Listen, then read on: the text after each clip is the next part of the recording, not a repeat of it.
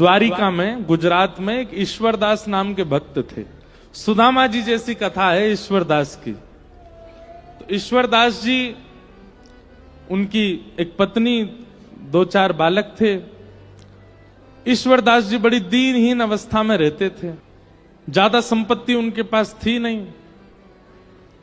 एक दिन बच्चे बहुत जोर जोर से रोने लगे, तो श्री ईश्वरदास जी ने अपनी पत्नी से कहा, ए भाई, बालक क्यों रो रहे हैं, इनको शांत कराओ।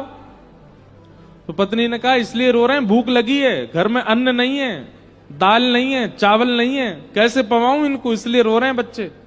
ईश्वरदास जी ने तुरंत अपने बालकों को गोद में लिटाया और कढ़ाई चढ़ा दी, उसमें जल डाल दिया और ऐसी कुछ सामग्री डाल करके बच्चों को बोले, देखो दाल पक रही है, खाने को मिलेगी, तब तक चलो हरि नाम सुनो। बालकों को हरि नाम, हरि कथा सुनाते सुनाते सुनाते सुला दिया। ठाकुर जी से देखा नहीं गया। पत्नी ने ईश्वरदास जी से कहा कि आप नित्य की भक्ति संकल्प के साथ करना शुरू कर दो। ईश्वरदास जी बोले, क्या संकल्प करूं? बोले, ठाकुर जी से प्रार्थना किया करो और ठाकुर जी से संकल्प कर दिया करो, हे ठाकुर जी, आप हमको अन्न दीजिए, धन दीजिए, संपत्ति दीजिए,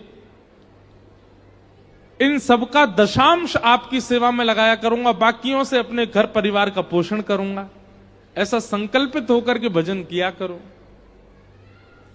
भजन कभी संकल्प से नहीं होता। संकल्प से स्वार्थ की चीजें होती हैं, प्रेम नहीं होता, और भजन प्रेम में आता है। ठीक वैसे ही ठाकुर जी भी देख लेते हैं, भाई इसकी गिनती है तो 5 माला करनी है, 11 माला करनी है, 108, और ठाकुर जी की इच्छा 200 की हो तो ईश्वरदास जी संकल्प नहीं कर रहे थे। पत्नी से कहा, बोले मैं अन्न रोटी मांगूंगा भगवान से भजन करके। अरे भजन करके ठाकुर जी को मांगूंगा, कभी अन्न जल नहीं मांग सकता। चाहे भूखा मर जाऊं, चाहे प्राण निकल जाए, पर अन्न जल रोटी कपड़ा घर मकान ये सब ठाकुर जी से नहीं मांगूंगा। ये तो प्रारब्ध से मिलने वाली वस्तु हैं, इनके लिए ठाकुर जी को क्यों परेशान करूं मैं। ईश्वरदास जी ने अपने पुत्रों को गोद में सुला दिया और ऐसी खाली कढ़ाई पर रख दी। ठाकुर जी ने जब ये दृश्य देखा तो देख करके ठाकुर जी सह नहीं पाए, रोक नहीं पाए, प्रकट हो गए। वो शंख चक्र गदा पद्म धारण करके जैसे ही ठाकुर जी प्रकट हुए, ईश्वरदास जी ने प्रणाम किया।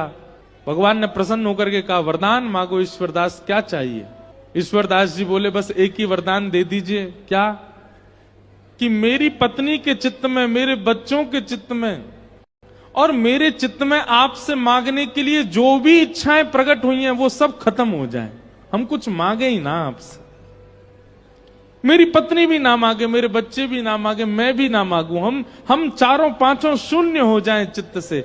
हम आपको देख लिए हैं, इसके बाद हम कुछ ना मांगे।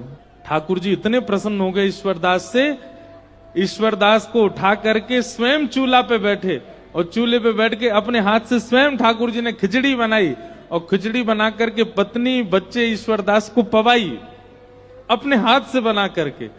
और जैसी खिचड़ी पा करके तृप्त हुए, तृप्त होते ही ठाकुर जी ने कहा, अब आपकी लीला पूर्ण हुई, अब आपका इस धराधाम पर रहने का कोई औचित्य नहीं, चलो हमारे साथ। पत्नी, बच्चे, ईश्वरदास, और ईश्वरदास जी की एक पतली सी घोड़ी थी, मरी गिरी सी बेचारी, वो भी नहीं खा पी पाती थी, उसको भी ठाकुर जी ने मुक्ति प्रदान कर दी। सबको लेकर के ठाकुर जी वैकुंठ प्रस्थान कर गए।